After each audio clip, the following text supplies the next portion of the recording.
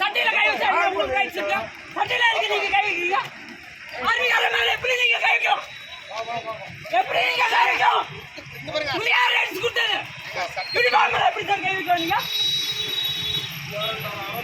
sir என்ன arrest பண்றீங்க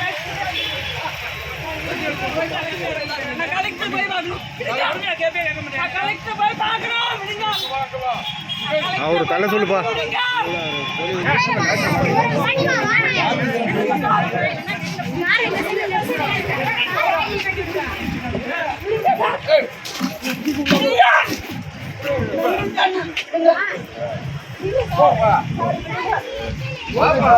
கொஞ்சம் சைடுல நின்று எடுக்கலாம்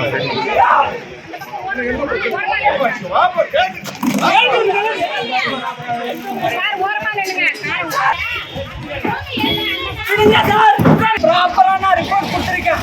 டிஜிபி எஸ்பி ஐஜி சார் இதை மனித உரிமை கழகம் நல்லா கவனிக்கணும் மனித உரிமை கழகம் நல்லா கவனிச்சு சார் 2 மாசம் ஆயிடுச்சு நான் கொடுத்த கம்ப்ளைண்ட் இதுவரையும் எந்த ஆக்ஷனும் எடுக்கல நான் ப்ராப்பரா கலெக்டருக்கு போன வாரம் வந்து ரிப்போர்ட் கொடுத்தேன் அக்டோபர் 21ஆம் தேதி நடந்த சம்பவத்துக்கு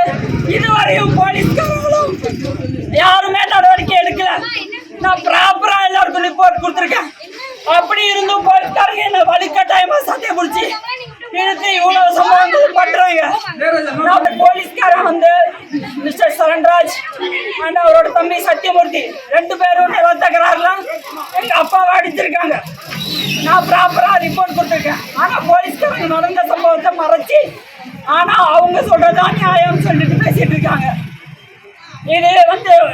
நான் சொல்ற வழக்கை வந்து மாத்தி கூட போடுவாங்க அவங்க